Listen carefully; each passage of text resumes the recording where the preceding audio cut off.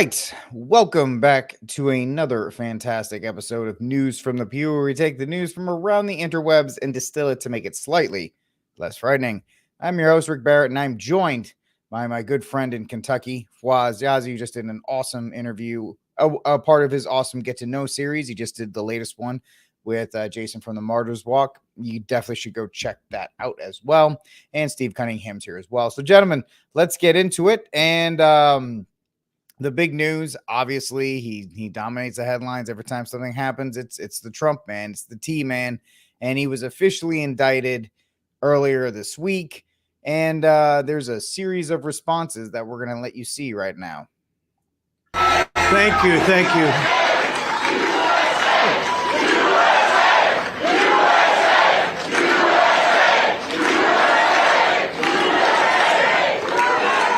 Well, thank you very much. Thank you. It's a great honor to have you here. And today we witness the most evil and heinous abuse of power in the history of our country. Very sad thing to watch. A corrupt sitting president had his He sounds like Rick Barrett. top political opponent arrested on fake and fabricated charges of which he and numerous other presidents would be guilty. That's actually not true, Steve. I have better microphones.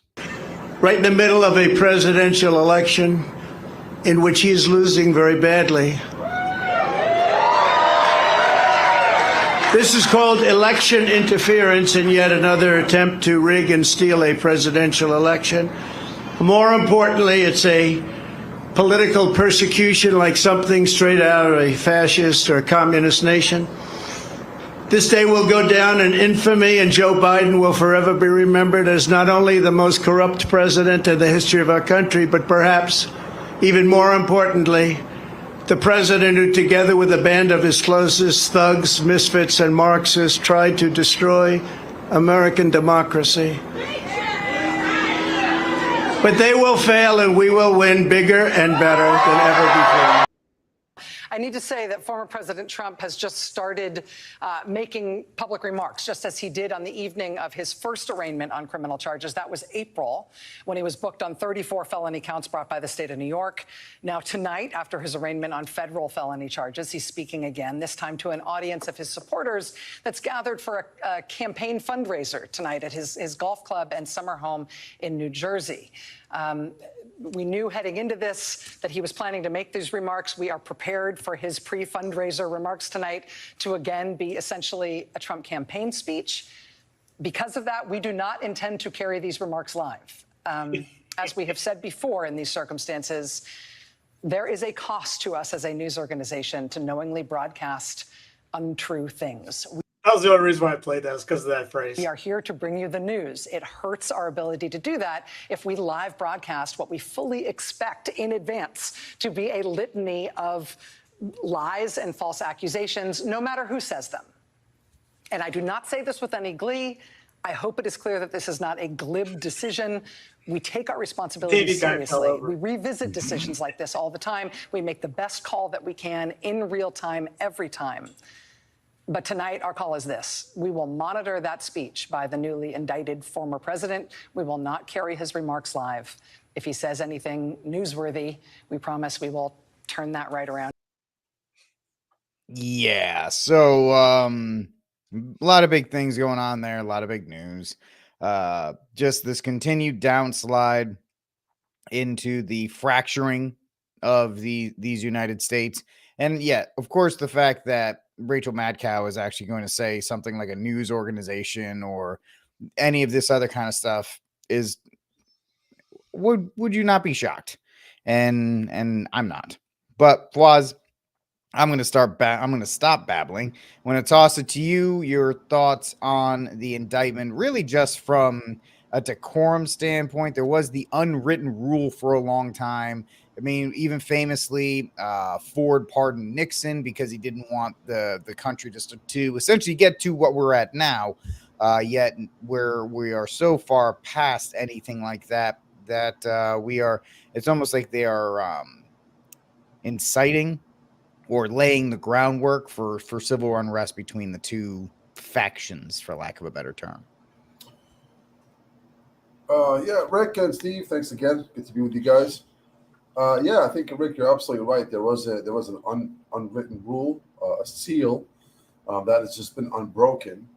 Unfortunately, I know. Remember, we had the lock her up campaign. If you guys remember 2016 and 2017, I would assume that Trump went to Sessions, who was the Attorney General at the time, or was it the DOJ? I'm sorry, the head of the DOJ before Bill Barr, and probably said, should we bring on the prosecution on Hillary? And I'm assuming Sessions probably said it's not a good idea to try and to lock up or bring down your political opposition. This isn't Brazil.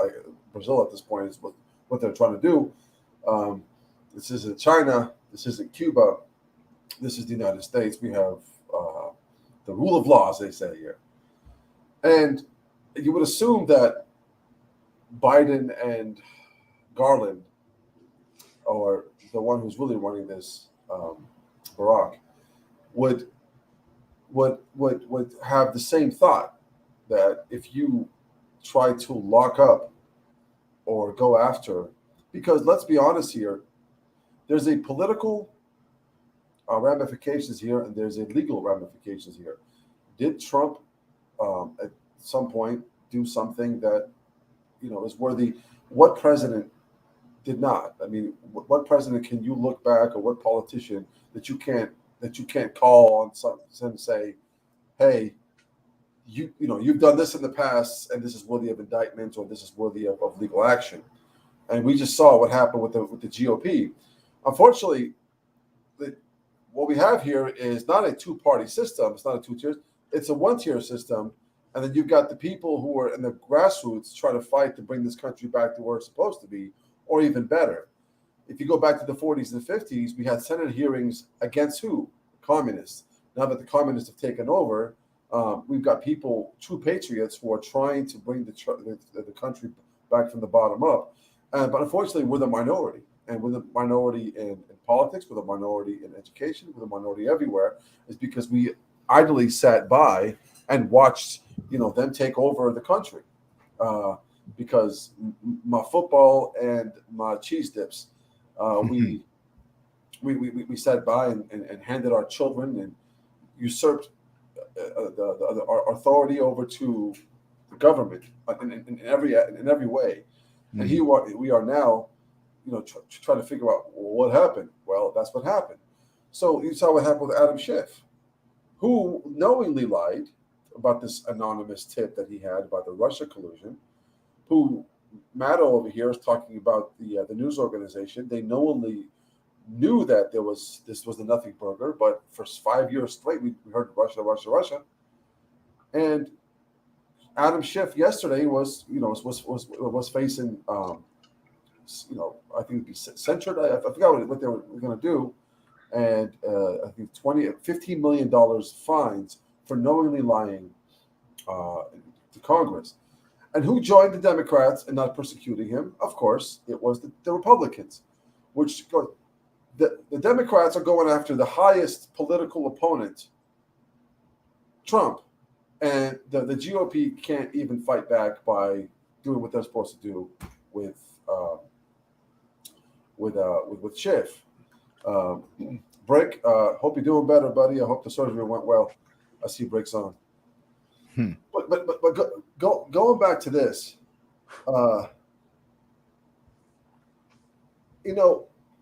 Mr. Warp Speed, I have complaints about, and I have some issues with. But if nothing more, I would love for this scenario to happen. In the legal aspect of it, this is not good for Trump, because although it is in Miami, he does have some judges that can point in his favor and say this is political persecution, throw this out. Now they're trying to bring the indictment up to New Jersey, knowing that they want to plant their judges, because at this point, they know this is not a fair fight. They don't care. They're going to push it anyways, and they're daring the 80 million people to act. Because we saw on January 6th, they're going to put you in prison. They ain't taking you out no matter what, even the fact that we knew for a fact they doctored up those videos to make their case. We're dealing with evil people here, and they'll do whatever it takes to keep control and power. China's got most of these people in their pockets. We know that for a fact. So if nothing else, if Trump ends up being thrown in jail, I guess you could say, I would love for him to be sworn in his jail cell, pardon himself, and come out. Because I don't care who's the next president. I care who the next governor is for my state. I don't really care who the next president is. But if I would love to see liberal tears for the next 4 years, from 2024 to 2028, once again, if nothing but for the entertainment of all the blue-haired people to scream in the sky again. That would be fun to watch. Yeah, a lot of good stuff there, Fawaz. Absolutely. The best part would be like Trump in jail with like the teardrop tat. That would be amazing if he did. Could you imagine? I'm hard now. We're good. Like that's his block. He runs it. I'm the greatest inmate. That's right. Inmate of all time. There's been good inmates. There's been bad inmates. Then there's me. And I actually own this. I actually own this jail now. It's now part of my Trump properties. But Steve, I'll just people like us could go visit that one. Yeah, right. Right next door. I got Hillary. I got a cell for you. It's beautiful. So this is all just typical, like as Fawaz just said, it's all nonsensical games. It's all just keeping people focused on what's going on with Trump. He's the greatest he's the greatest distraction of all time because everybody's just focused on it, no matter what else is happening down the line. It was his birthday, wasn't it? He got indicted on his birthday, was it? So, I think today or yesterday. It was one somewhere on there. You're right. You would know. I mean, yeah, I thought that was you. You talked to him, don't you? Back and forth. That's where I'm staying right now. And just to be clear, he's not the first to have done this. LBJ took documents on him, Nixon, Bush and Cheney, Pence, Obama. There's rumors that he took 30,000 documents, I think it was. You think Clinton? They took the furniture, Steve. That's what Hillary did. She took the furniture and the. Did we have a tackle of Hill Dog the other day? I mean, Clinton. Depends on what the definition of is. He guaranteed they all took him. Here's Judge Knapp on this situation, though. Very shrewdly avoided the classified declassified dispute. The former president has argued he could declassify something just by thinking it declassified. That is not true. The statutes provide for a procedure for declassification, which requires the declassifying authority, that would be the president, in this case, the White House, telling the author of the document we're about to declassify it, so that the author can say, well, okay, but don't declassify this name or this date or this place, because this guy will get killed. You have to go through all of those procedures before declassifying. You can't just willy-nilly declassify everything. But this dispute over classification and declassification is not in this case, because the indictment, I am sure, of course I haven't seen it yet, the indictment, I am sure, accuses the president of violating the Espionage Act by the failure to secure NDI, National Defense Information, moving or hiding NDI, National Defense Information, sharing NDI, National Defense Information with other people. So if the president gave a box to somebody that works for him at Mar-a-Lago, and in that box was any of this NDI, and he said to that person, bring this to Mrs. Trump's shoe closet, which happened, or bring this to the storage unit in the basement of Mar-a-Lago, that would be an illegal sharing.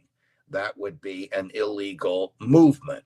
That would be an illegal failure to secure national defense information. So there's three or four potential crimes right. Did Donald Trump actually speak to the FBI or to the grand jury? Answer, no. Question, how did he make these false statements? Answer, through his lawyers. How do we know they were false? Well, this is very interesting. There are two principal witnesses against Donald Trump here. One is his own words, and the other is his former lawyer, Evan Corcoran. Well, how could a lawyer possibly testify against the client? What about the attorney-client privilege? Here's a 1-minute lesson on the attorney-client privilege. You're a lawyer, you're sitting in your office, a client walks in and he says, I've just been accused of robbing a bank. What are my defenses? And you go through the defenses. The money was yours. It wasn't you. You were 1,000 miles away. Insanity defense. You have no memory. The bank hates me and they've been accusing me of this all along, and none of it is true. That conversation between the lawyer and the client is absolutely privileged. Second example, client walks into your office and says, I plan to rob a bank. If I do, what defenses will be available to me? That conversation is not privileged. So if the client uses information from the lawyer to perpetrate a fraud or a crime, or if the client uses the lawyer to perpetrate a fraud or a crime, then the communication between the lawyer and the client is not privileged. And that's apparently what happened here. So the feds, in a trial, a secret trial, because it pertained to the grand jury, persuaded a federal judge in Washington, D.C., that the lawyer in this case, Evan Corcoran, was used by Donald Trump to lie to the federal government. Therefore, the attorney-client relationship was used for fraud or crime. Therefore, there's no privilege. That's what the judge ruled. And that was appealed to an appellate court, and the appellate court upheld the trial judge. Once the appellate court upheld the trial judge, then Mr. Corcoran had no choice but to testify. And in the indictment, there's a lot of information that comes directly from Mr. Corcoran. And he goes on, you go check out his YouTube video on this. It goes on for about 30 minutes, I think, maybe 27 minutes. Anyways, I listened to it the other day. His next thing he brings is Trump's own words. And what that meant is there was a book written about him, and the author took down this conversation that they had at Mar-a-Lago, and whereas Trump talking about these documents, and it's a very interesting convo. It was kind of dry the way Judge reads it, but it was kind of like Trump. Wow, these are pretty. This is significant. I think it was about the Iran. It was about Iran, I think. Well, we need to get this out there. How do we do this? And it was just back and forth like this. And I think the feds found out about it, subpoenaed the interview that was for the book, and I don't know if the book it was left out of the book or what, or is getting in it. And they subpoenaed that and that part of the book, and they're using that against him. So when Judge said they're using his own words, that's his own words. Is that entire interview that they took down for this book?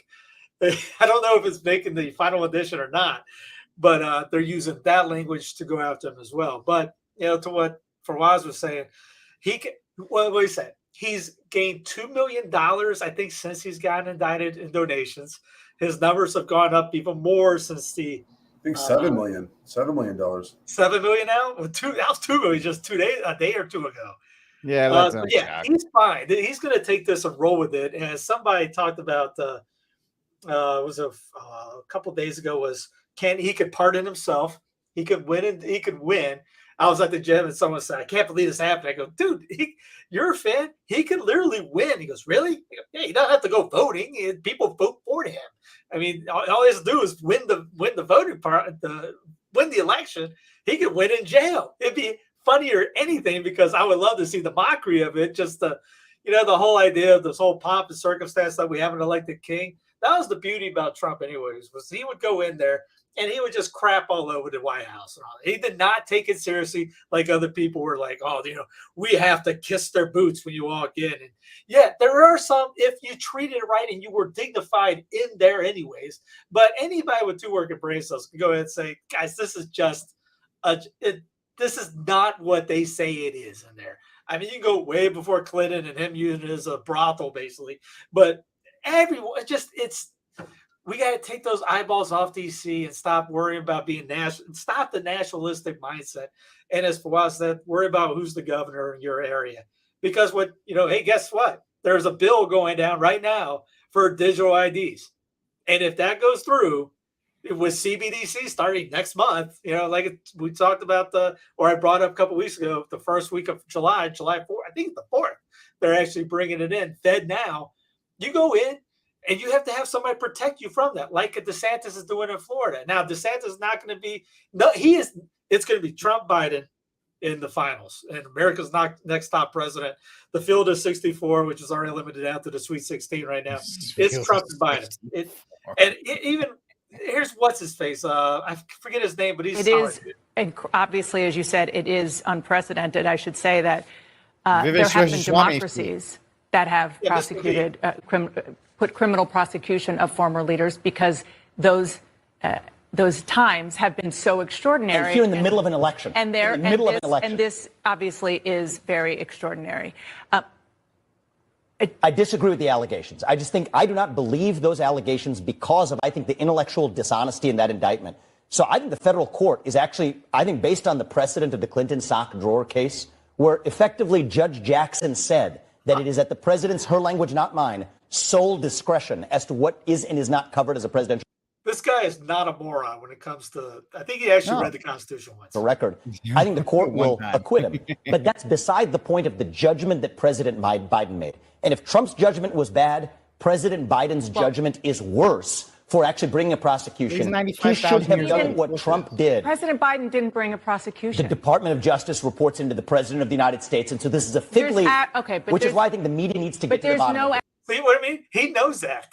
Not too many evidence. There's absolutely no evidence, unless you can show me some, that President Biden has had anything to do with this prosecution. That's why he put two layers in between. With due respect, I think it is shameful that I, as a competitor to President Trump in this race, have to ask questions that the media isn't asking. The job of the political media, if it has one job, is to hold. I love people that ask questions about the Fed's nefarious ways. Hold the U.S. government accountable. Yes, we know that. And instead, we're doing the bidding. You're seeing the media doing the bidding of the U.S. government. No. Ask the question. Get to the bottom of what Biden told Garland and what Garland told Jack Smith. If the same shoe fit the other foot, you would not take their word at face value. Do not take their word now. Get to the bottom of it. Let's actually restore journalism in this country. That's what's actually missing, is getting to the truth. Okay. Thank you for that. Done. We are absolutely. This is my commitment on January 20th, 2025, if I'm elected the next U.S. president, to pardon Donald J. Trump for these offenses in this federal case. And I have challenged, I have demanded that every other candidate in this race either sign this commitment to pardon on January 20th, 2025, or else to explain why they are not. I mean, he's basically running for him right now. I mean, for doing his own work. It goes back to the integrity of some of the people out there. So he has a snowball's chance, and you know what, to win. Vivek does. But yes, it goes back. Yes, it's a dishonest system. You're gonna, and even what I said about Trump winning, and that just shows that you don't get elected unless they want you to be elected. So they want Trump to be in it, which they probably do because they want more division, more anger out there, things like that. If you're trying to take down the continent or the union in a sense, what's your play? You put the guy that's going to do it in. Trump wins, you're going to see people lose their utter minds. You might see the west side of the union break off. They threatened it last time. You might see the Northeast do it. You know, if someone tells me if Trump wins, then 8 states are going to break away, I will vote 38 times that day for that to happen. Don't make promises you can't keep on that one. Don't make promises you can't keep. You know what I mean? I will find ways to vote for more than once. I will commit voter fraud. I will ballot harvest myself. Don't you worry about that again. But no, seriously though, you do not win unless they want you to win. So whoever goes in, and that's again goes back to, if we think that Biden was in there, which he was, put in through this nefarious ways, and 2012, same way with maybe in Obama, 2008, and just go back, Bush, Gore, and the whole craziness of that in, because you needed to get that war in. And maybe Gore wasn't going to do it. I don't know. And all the way back. And we can sell everything that happened. I mean, you can even go back to Kennedy and say, hey, why did Kennedy get killed? It wasn't because he didn't like the onions. There was a reason why that happened. Vietnam. If they want you in, they're going to get you in. They want you out, they're going to get you out. It's not up to, hey, you know what? Let's just vote harder. Yeah, we'll get it done. No. You better worry about your localities and your states, as we'll talk about California soon, because when the Fed now hits in early July, we're screwed. When the digital ID goes down, which they are voting in, as a lady from Arizona and Wyoming, right? all places of Wyoming. And apparently the Arizona lady went from, there's a video of a blind guy talking about this. And James Evan Pilato talks about, goes, a blind guy can see this. And anyways, so the Arizona lady became an independent. Everyone thought that was going to be cool until she went digital ID. And again, the bill's gone through. I have it on Cloud Planet. You can download the bill. It's all about your medical records being on on digital, new driver's license, using it for passport. Oh, by the way, to use it for the internet. So you'll have to have a digital ID to access the internet, and it's literally getting in Congress as we speak. So if you don't want it, you don't like it, you're going to have a digital ID one way or another to access the internet, and that means banking, buying gas. Even my wife talked about, just the other day, OnStar ended up shutting down a car because the kid took mama's car, somebody else's mama's car, and was going on a joyride, and OnStar shut it down. So, and she goes, and she doesn't listen. It's kind of like when I turn the computer off, I don't talk about this to her. And she goes, wow, if they could do that to them, what can they do if they don't want you to drive? Exactly. You don't want you to go to mass? Maybe you don't go there. If you want to try, they want you to, it's kind of like Cartman. Where do you think you're going, Kyle? He's in the laptop. He gets sucked in the internet. He goes, I don't think that's going to happen today, Kyle. And we're literally going to live through that in the not so distant future. Unless your state says no, like Florida, Indiana, Arkansas is trying to fight it, but not enough. Yeah, that is. And of course, the issue with Florida doing it is, and then we'll move on to our next topic, is will the next governor commit to that, right? Because that can easily be undone unless it's actually going through Congress and being signed into law the proper way, instead of being done like the proper way of passing and being signed.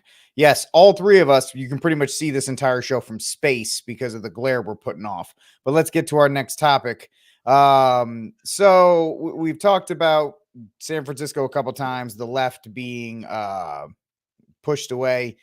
I don't know if there's going to be much of a California left the way things are going. And I think you really just need to watch this clip to really believe what is happening over there.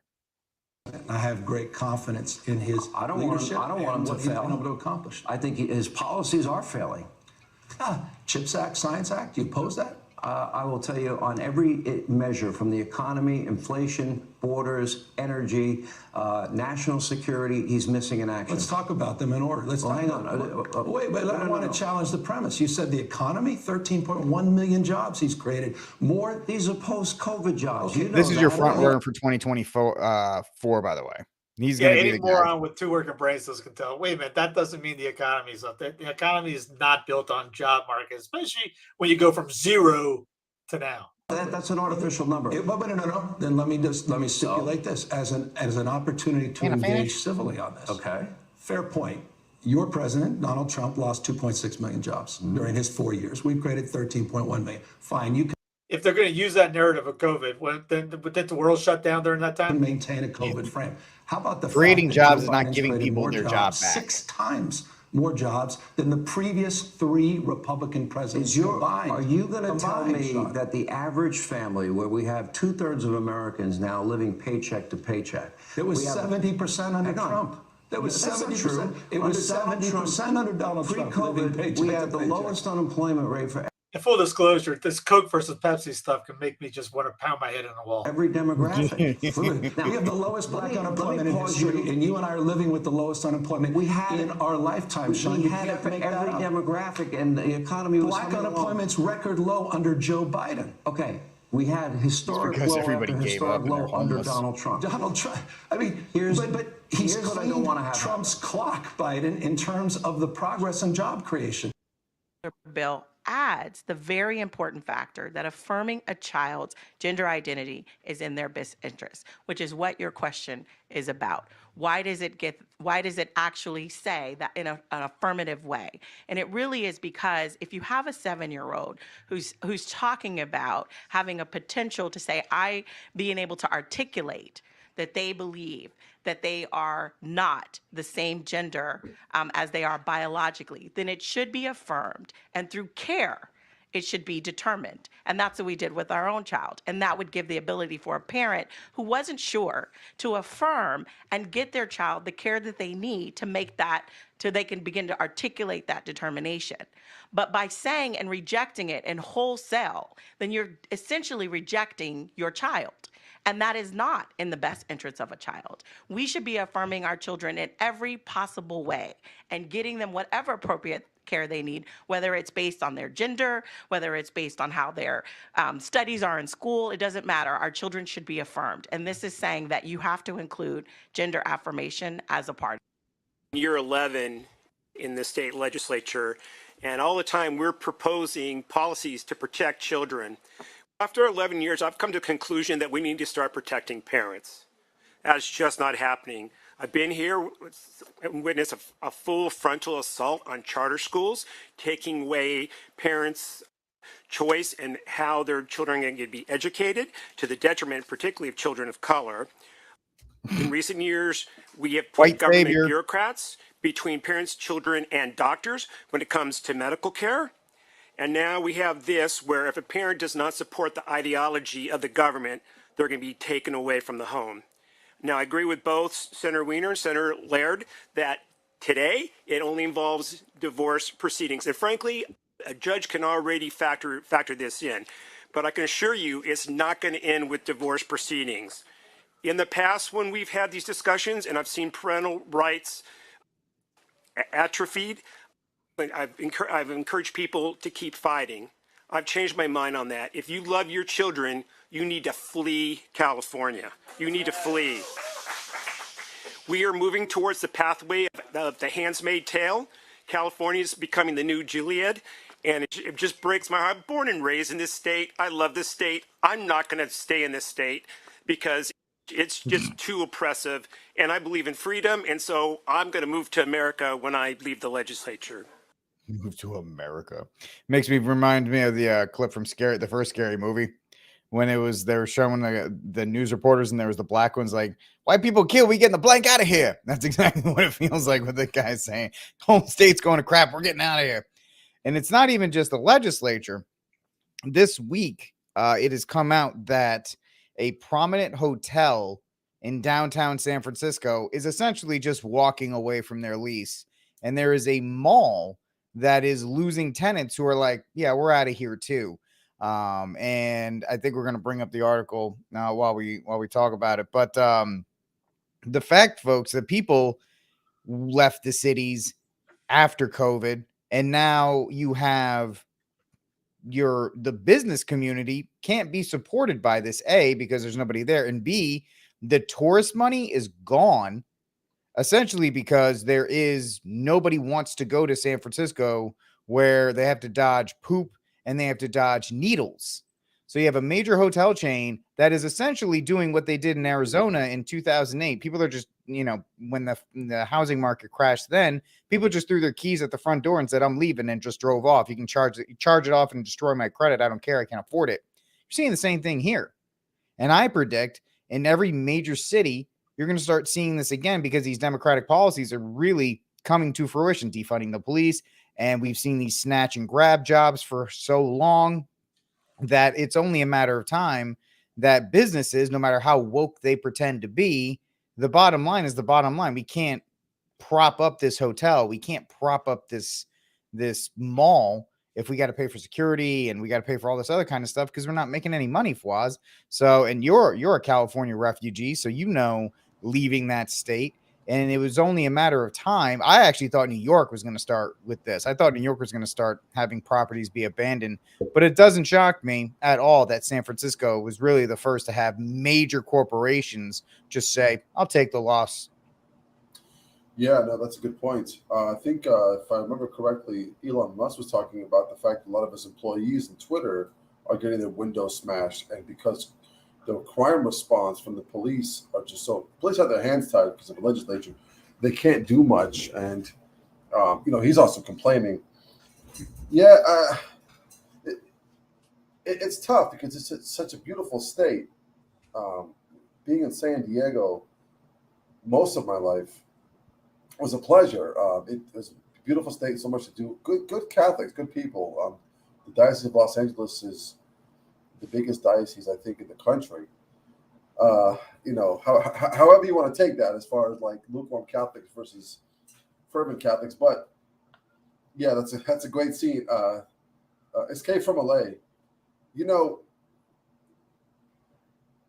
if we look at a Catholic perspective on this, and we really have to look at everything in a Catholic perspective, the one solution to all of this, as I've said before, is going to be the perfection of virtue, and not so far as perfection and only outwardly virtue, like you have some of your Stoics, but I'm talking about actual virtue, to where families are raising their sons and daughters.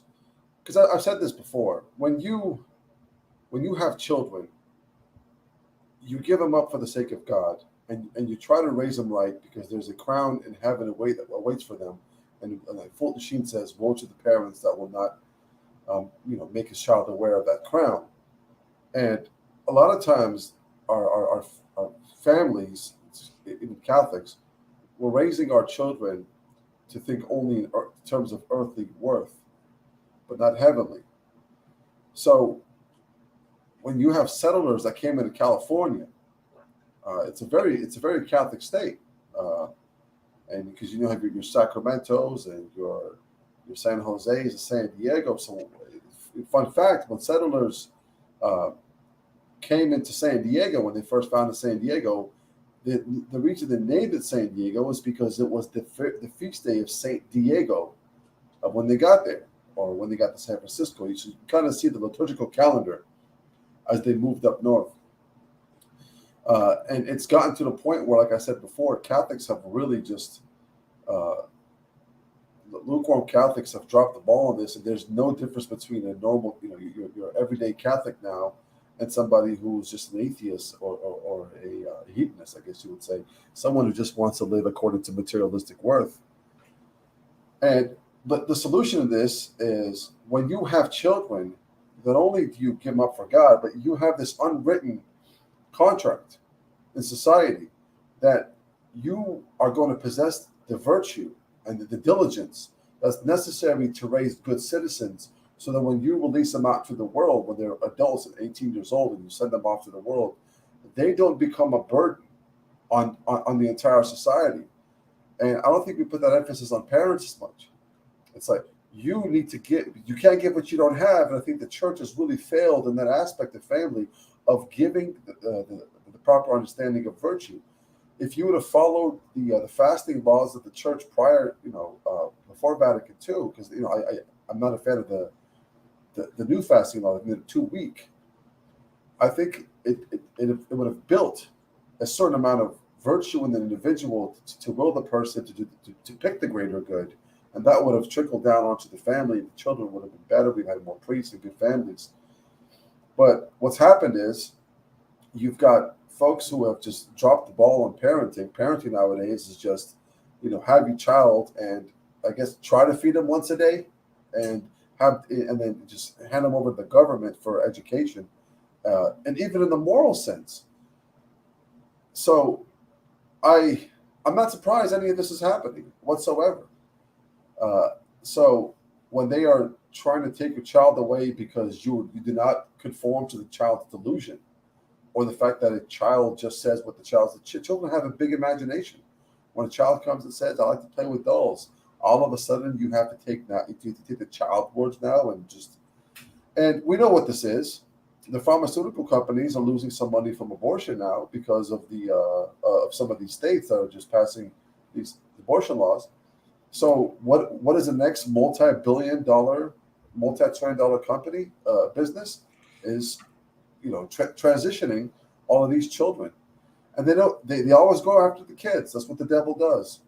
If we had good fathers that were saying your prayers, your defending the family from demons, fasting, and praying, and building virtue, taking them to traditional Latin Mass or a good Novus Ordo, building a community, these politicians would have no power whatsoever, because they can put forth these legislations, they can put forth all the stuff, but nobody would fall for it because families would be strong enough to fight against it.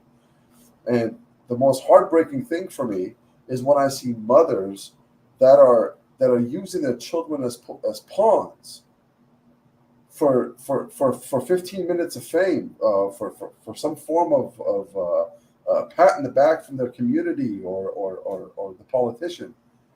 And this is the major issue.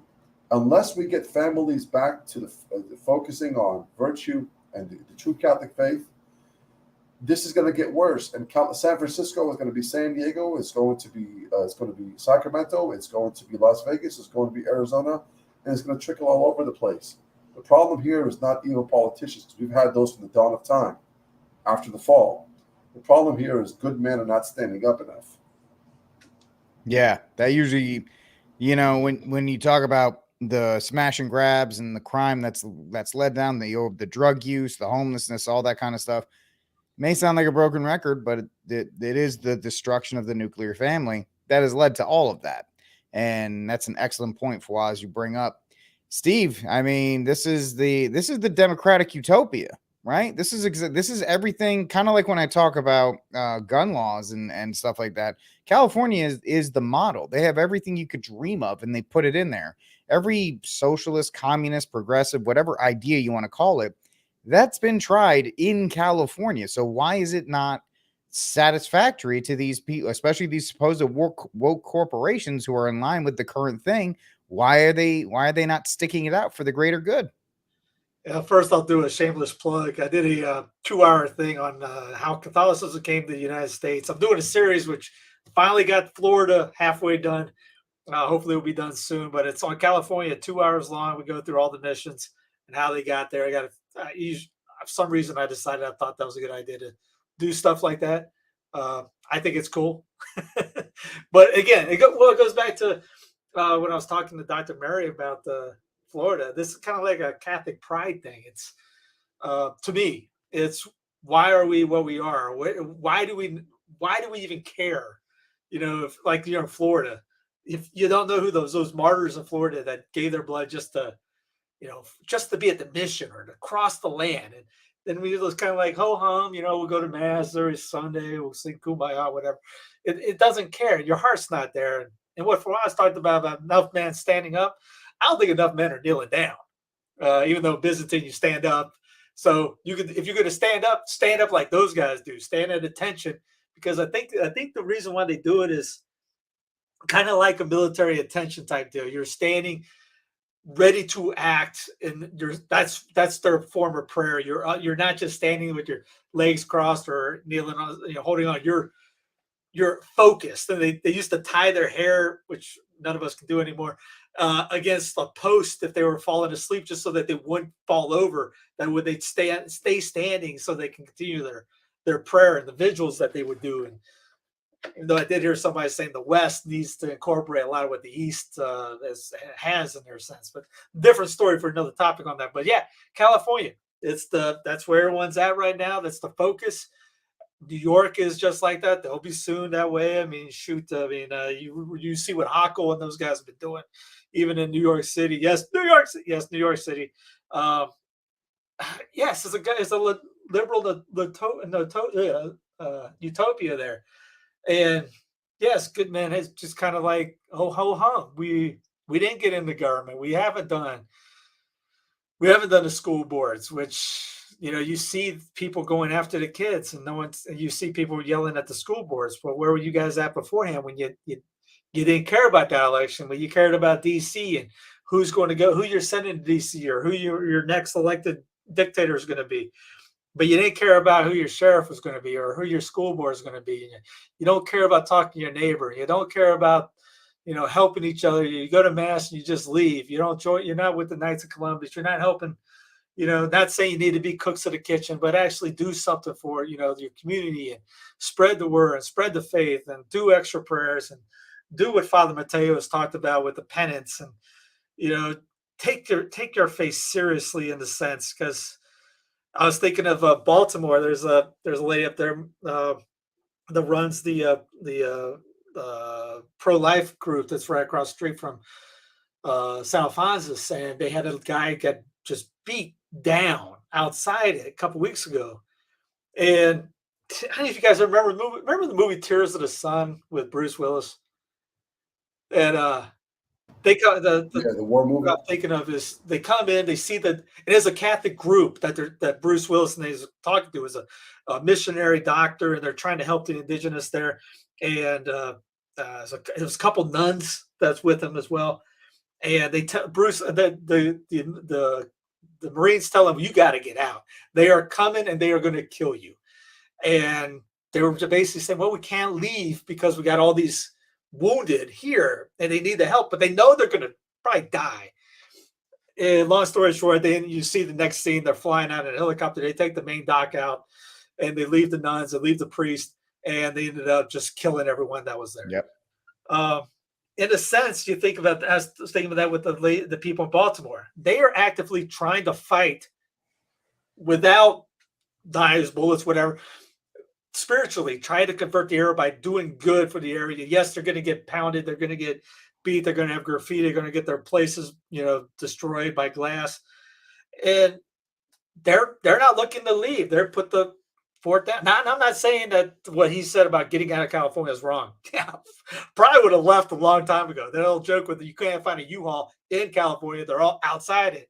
And how many people I remember back in a few years ago, I remember Catholic Answers sending out stuff for donations. I'm like, this guys just leave. If you leave California to go to Texas, you have an increased payroll. You keep more donations. You don't have to ask for more because you end up keeping them. Or just pick anything, Tennessee, Florida, wherever. Just get out of California. I know you guys probably like the beach and you're right there and it's beautiful, but just might be worthy to get out. Or if you're in the different areas of California, if you're not, they talked about breaking that up into 5 different areas before, I think, too. The Jefferson movement, was that 5-10 years ago? The north side of California was talking about breaking away. Do it again, and do it again, and do it again, and do it again. Why aren't you guys talking about that? Break off. You think as in Oregon and Washington, there's conservative areas of those two. They're thinking about breaking off and going to Idaho. So the idea is the solutions are there to do it. It's just wanting to act on it. And then, yes, him being wanted to go leaving, you see where it's going. It might be, a time we just can't go anywhere. But we got to go. There's nothing going on. Or you can stay and fight. There's people in Colorado I know that want to stay and fight because they have a sodomite governor. They have trannies in the state house, which are getting a lot of money to stay elected, to win re-election. How you guys really like that guy? There's some squirrely people that have been elected in the last. There's more. I guarantee there's a big tranny group trying to get elected in the next coming election, especially locally. They know the focus is going to be local. You see it all the time. Why are these guys school? But why are these states doing this? If you don't think that they're not going to focus on staying localities, the trannies and those guys aren't, you got another thing coming, and they are going to come hard for that so they can infiltrate. They see what we can do. They're going to try to do the exact same thing. They know the power is there. The power has always been in the states. It's kind of like the whole Patrick Henry thing when he's going after the Constitution of the ratification of it. And he says, why is it we the people? Why not we the states? Because we the people. That's the whole French Revolution idea. And it said, we the people. We all this whole nation of one person. We can do it, rugged individualism, all that. Not the states, which has the power, and the people help run the states. No, we got to get rid of the states. And even back then, they were talking. They saw that. That's why you got the Bill of Rights, because they saw this coming. The first 10 amendments weren't put in just because they thought that angels wrote the Constitution, and angels are going to be in the government, and angels are going to be in the FBI, and all that. They knew that people were going to be even Franklin, who was a corrupt guy beyond corrupt, and was very degenerate in various ways. Practiced dark magic. Did sorcery, was a Freemason, all that jazz, was sleeping around with all kinds of women. He was not a good dude. Even he was saying you need morality in this to run this government, and it was really, it's been gone for 200 years. But how many people saw people out there worshiping the flag yesterday, Flag Day, the state version of Corpus Christi, or the exaltation of the cross, in my idea. We have this mindset that it's got to be this way, and that we can't think outside the box ever. And if you think about this, you're a traitor, you hate people, you hate puppies and things like that. No, we're going to have to get up. We're going to have to be uppity. Even in Florida, if you think Florida cannot turn into California, or Texas cannot turn into California, or name your red state, South Carolina, for example. If you don't think they could turn that into California, again, you have another thing coming, and you got to be vigilant. You just can't sit on the lazy boy. Even though we talked about Catholicism, you can't do that either. You can't just sit up, at the time when Fulton Sheen was #1, people were converting. The numbers were skyrocketing across the land. People really thought the United States was going to become a Catholic people. And all of a sudden, the thing just collapsed underneath. The same thing could happen in every state, every country you are in. That could happen. So if you don't keep at it, and it's the whole idea of you should never be, not vigilant on anything. Do you have to live at 24/7, 365? No. What Faraz wants to do, what Faraz can do is good for Faraz, and it's good for the church. What Rick can do is good for him and good for the church. What I can do is good for me and good for everyone's got their own strengths, their own weaknesses. It's the humility to figure out what those are, and then working to them and asking God to help with the courage to fulfill it. And then if somebody's listening is supposed to be in a government position, great. Everybody will support that person. If someone's supposed to be something else, dog watcher, a housemaker, whatever, build the best houses. People see that smile. People talk about, hey, maybe you convert a few people by building a house. Maybe you're a plumber. Maybe you convert people by plumbing, just by being you and being the best version of you and all that. So it's just kind of like that whole idea of when people trash Mother Teresa's, that idea just popped into that interview she gave, and everyone's throwing her to the fifth realm of hell because of what she said. And she's got a point on being the best of what you are. Because if you're a Catholic that goes around just crapping on the people that go to the Notice Order and looking mean and saying this sucks and the Pope's terrible, guess how many people you're going to convert? Goose egg. And you can actually pull people out of the church. Come Judgment Day, John Chrysostom talks about that. You will be judged on how you treat other people and how many people you brought in or out of the church. And imagine us if we trans got to shape up in a sense. People ask me, why are you so hard on trans? Because we got the good stuff and we act like a bunch of little babies about it. Are crying and griping and crying, putting out tweets, mocking people, all this. It's an embarrassment to everyone out there. We got to become a little bit better. We have the good stuff, show it. Be better. We just got to be better in a sense. And if we do that, maybe we do convert the area. But God did not promise the gates of hell would not prevail against the United States of America. Yeah, it's true. Very true on all of that. And yeah, that's a great way to wrap that up. So I got nothing to say on that. Let's just transition to our final story of the day. And speaking of Florida and the way that Steve said, don't be surprised if they start to do it in your state. The feds were out this weekend. The feds were working pretty hard this weekend in the state of Florida. And they're trying to trash DeSantis a little bit, and they're trying to associate him with the party from Germany between 38 and 45. And what I hate having to jump through these hoops, YouTube. I hate you so much. And the fact that they're trying to plant these flags. You've seen them if you follow myself or Steve or any of these other people.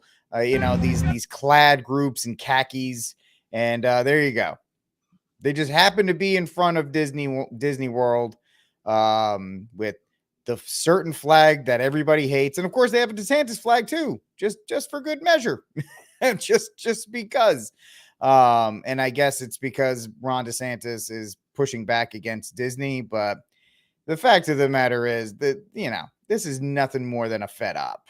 But it is interesting to see the lengths that the Fed is going through to try and smear and paint these people or anybody that supports somebody like DeSantis by default, because they've already got the Trump base painted. And that's why we're talking about this. They've already got the Trump base painted. Now it is time for them, because they never stop. They, like the Terminator, they don't take lunch breaks. They, they don't sleep. They're expanding the sphere of what a quote unquote white supremacist is, or any of these other kinds of things. And so, Fawaz, I'll just toss it to you. There will be a point where it doesn't matter if you vote for Mike Pence or Donald Trump, you're going to be the white supremacist. Right. Yeah. And nowadays, when somebody calls somebody else the name from Germany from 38 to 45, it means nothing.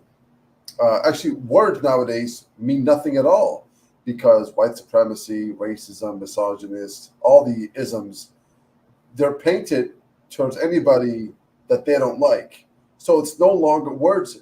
Words have meaning. Words have definitions. Words are important to a functioning society. But when words lose their meaning, and accusations get thrown on everybody because you don't like that person. See, this is the thing about the whole diversity understanding of the left. The left does not care about diversity other than the outwardly appearance of diversity. Because if you look at the left, they all think the same. There's no diversity of thought. And the left contradicts themselves constantly because they live outside the natural law. There's no nature. I mean, we're living in a country where the fact checkers don't believe in objective truth. What are you fact checking? You're fact checking what doesn't fit the agenda. So you can throw these accusations against people, and that's the issue. So yeah, it doesn't matter who runs. They're trying to divide this country into two different classes. This world is divided, in my personal opinion, in two different classes. You got everybody's a sinner, but the only two different classes I see is the people who are trying to live trying to become saints and trying to amend their life and trying to confess their sins, and those who delight in their sins. Those are the two classes of the world. I thought I was going to say those who listen to Enoch and those who don't. Yeah. Well, that's the best categorization. Well, that's the same as the people who are trying to be saints and the ones who are not. No, so that's what the two classes, which, but there's such a highly contradicting thought process of the left and it's communists. It's because they reject all truth. So therefore, there's nothing objective that you can hold them to any standard. I mean, let's look back to 2001 and when 9/11 happened. It was a tragic moment, right?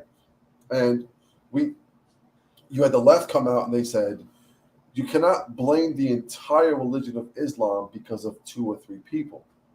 You can't do that, even though that's actually more warranted. Because if you look at the creed of Islam, to be what you're supposed to be is actually what makes you a true follower of Islam. And this is why we can, as Catholic, can sit there and say, that ain't Catholic, or you're not being Catholic, because we have a standard of judgment. I mean, we have a judgment. We have a standard of we can judge someone with. We say, look, and here's the creed. Here's the objective truth of the faith. Here is a dogma. You defer from that. You go away from that. You're no longer a Catholic. You're no longer holding on to the creed. You're not in communion with the church because you're disobeying an understanding. But what the left says is you can't blame 3 people. You can't blame an entire religion from 3 people. In the same breath, they'll turn around and say, if 3 white people do something bad, all white people are evil. If 3 people go out and do, because of mental issues, go out and shoot a school, all gun owners are bad. So you can't have it both ways. So we're fighting against a machine. We're fighting against evil that has no standards whatsoever, while they hold you to your standards. We know for a fact that Ron DeSantis is not a white supremacist. He's not what you call, the Nazi. He's not. We know Trump is not. We know Trump's not racist. Trump was loved by every single rapper in the 80s and 90s. Prince has a song called Donald Trump. The song sucks, by the way. So Sorry, Prince. Sorry, Prince. Great artist, but the song sucks. What I'm trying to say is they paint all these people because to the left there is no diversity. You're supposed to think alike and you're supposed to have the same ideology, but they'll paint the other side what they actually are and reflect it themselves. So it's quite comical that they're trying to pin this on Ron DeSantis, and which I don't think he is. But yeah, you're right. I think this is a psyop because they know that Ron himself could be the front runner if Trump gets indicted and the GOP decides to pick someone else. Ron is there, so they got to set this up and make Ron look bad so that the country can pay attention to the wrong thing. That is 100% correct. I mean, Steve, Fwaz pretty much set the table on that one. What else you got to add to that? I mean, just was it Wilkow? Remember Andrew Wilkow when you're during your days? Mike would always We're right, they're wrong. Yeah. He had a line of the so-called tolerant, the least intolerant. So it's the okay if you do a type deal thing. I mean, remember Clinton with if say Trump did what Clinton did. How you think the news media would be? But the quote unquote right side speaks of morals. The quote unquote left side does not speak of morals. So when the non-moral side does things like very bad things, or Obama's drone bomb in the world, doing things with other people, all that, no one cares because we don't care about the moral things. But if say like somebody on the right comes in and starts talking about morality, the minute they blow their nose the wrong way, you're going to have everyone their brother calling them a hypocrite, and they're going to put the light on it, good or bad, no, whatever. But that's the media for you. That's the way we live in it. It's the false, the failed two-party idea. It's the one team versus my team, like Pepsi versus Coke. You see that with Handy and Gruesome Newsom. There's just all that back and forth. My team's doing this, your team's doing that, my team's doing it. And who wins? Not you.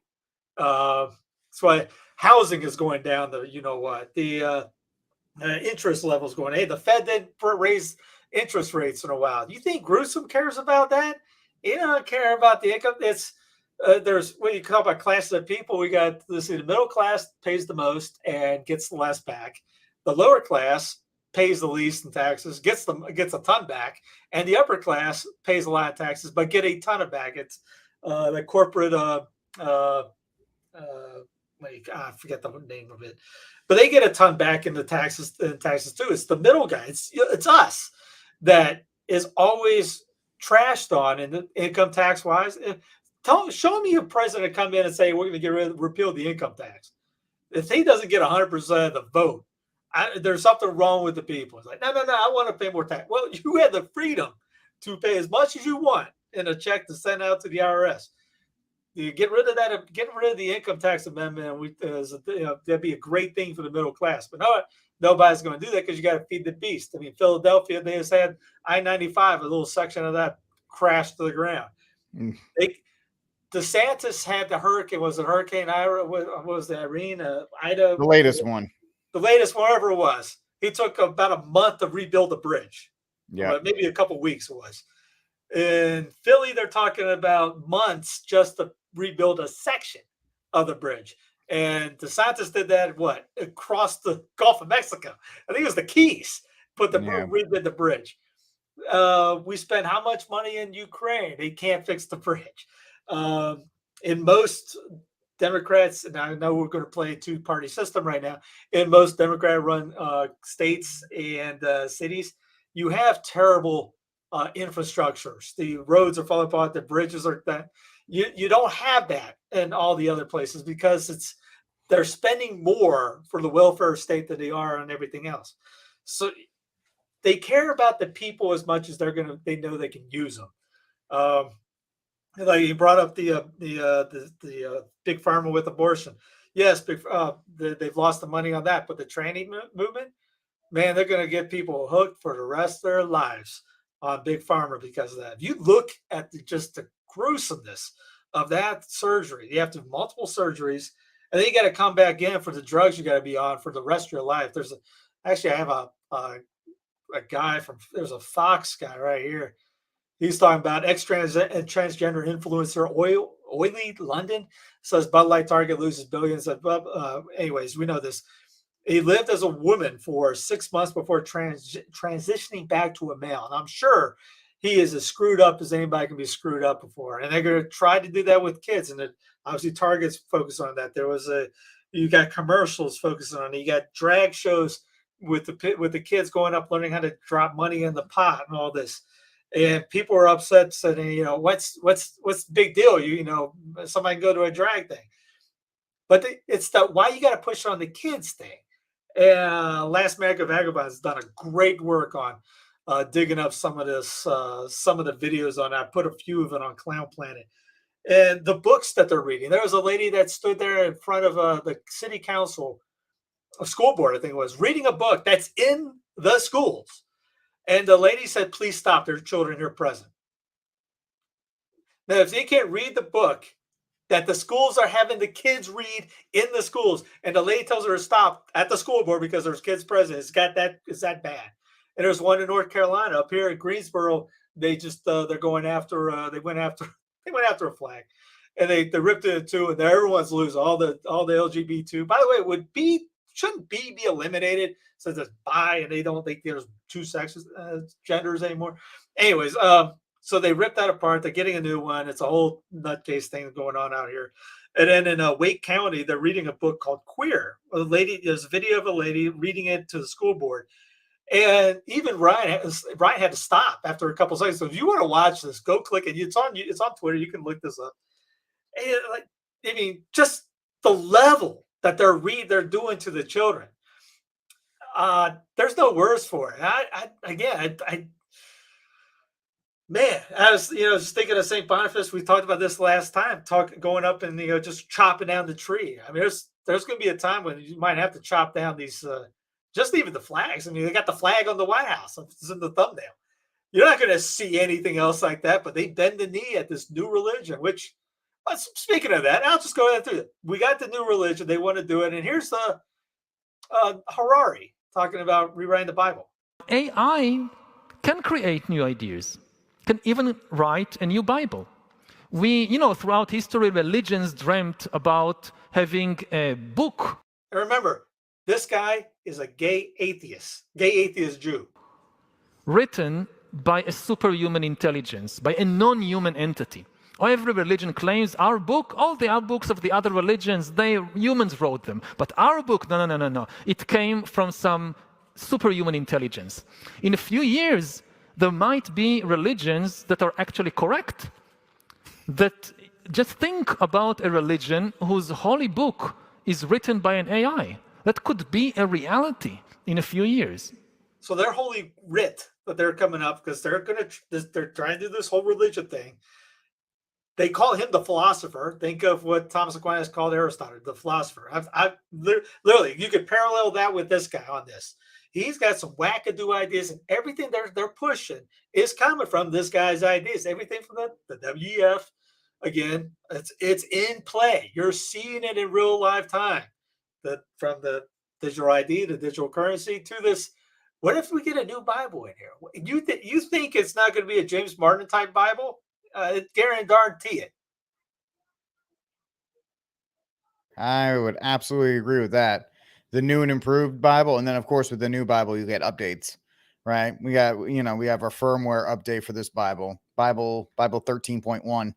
And if you're not up to date with 13.1, then you're not getting into AI heaven. Yeah, if you want to read it online or something like that, you want to use it online, you want to get another copy, guess what? With the digital ID, you're not going to be able to get a Dewey Rames Bible. You're not going to be able to buy on Amazon. You're going to be allowed to get this one, though. Mm-hmm. No, then imagine that. Like, they have the Bibles in the hotel rooms. They'll have this one everywhere, man. They'll have it scrolling. On the old marquees. All right. Oh, yeah, for sure. Holy days to go with it. We already got the holy days. Hey, by the way, Juneteenth coming up. Want to get a shot for everyone celebrating Juneteenth. Another created holiday. What's that? It's a Texas holiday that was unfortunately forced national. This is why we don't like Texas. Shut up. Anyway, let's get to it. You may not like it, but Texas doesn't like you either. So let's get let's get to the cry room. Fwaz, who you got for your saint of the week in the cry room? Thanks, guys. My saints of the week. I got two people actually. They go hand in hand. It's going to be Tucker Carlson, and this week, believe it or not, it's going to be Elon Musk. Because the fact that he's see what you want about Twitter. We had some bumps on the road, but the fact that he personally got involved to uncensor What Is a Woman, and it got to over 100 million views. Imagine how many kids that documentary could have saved. 100 million parents could have seen that and saw the horror of it. So I could have saved. So kudos to Elon, but also to the fact that what's his name, Carlson Tucker is literally destroying competition left and right in his basement with his 13-minute shows. Anybody with a multi-million-dollar corporation behind them, I think that's incredible, and I think it sets a new standard of journalism.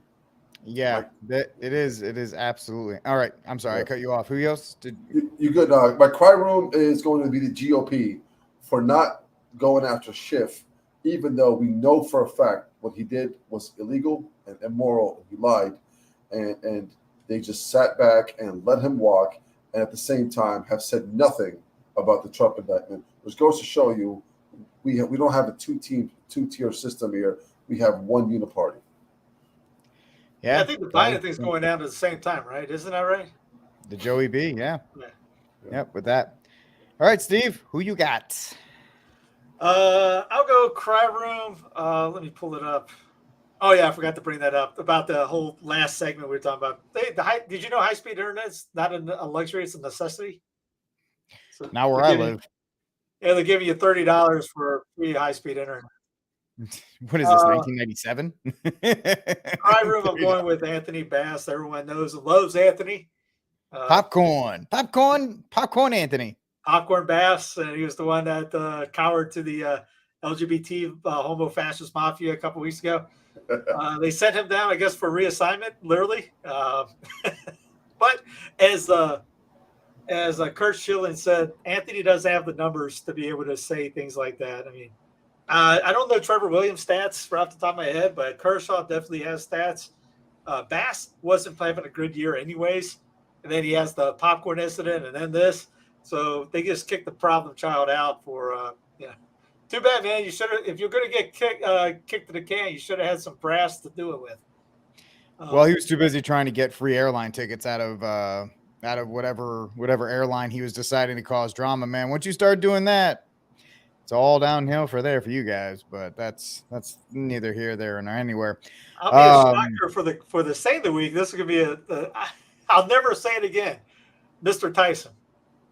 Still use BC and AD in my writings. I still do it. You don't use BCE? I don't use BCE. Okay. Okay, first of all, doesn't make any sense. BCE this is not current era 2,000 years ago. I'm going to tell you. So BCE, as you know, stands for Before Common Era, and CE stands for Common Era. So this is de-religiousifying AD and BC. Right. Yet, of course, they reference the same calendar. Right. Okay. Well, who invented the calendar we all currently use in modern society? It's called the Gregorian calendar. It was invented by the Catholic Church, by Jesuit priests in the 1580s, assigned by Pope Gregory to fix the problems in the calendar. This was hard-earned, and the whole world uses this calendar. It is the most accurate calendar ever devised. And so now you have a stable calendar for tens of thousands of years. I got to give props to the Jesuit priests. I'm not going to say, no, I'm taking the Christianity out of this reference, because they figured out the calendar that we all use. So I'm not, just because some atheists are telling me to rid God out of everything in the universe, I'm not doing that. A blind squirrel finds a nut every so often, so I got to give props to him. Broken clock twice a day. So good for him on that one. All right. My cry room is this Christian nationalist leader, Sean Fuchs, or whatever his fake name is. I don't have the video ready, but I'll retweet it on my Twitter feed. L Armed Catholic, by the way. Elon, can you make it so I can get the in there so I can get rid of that?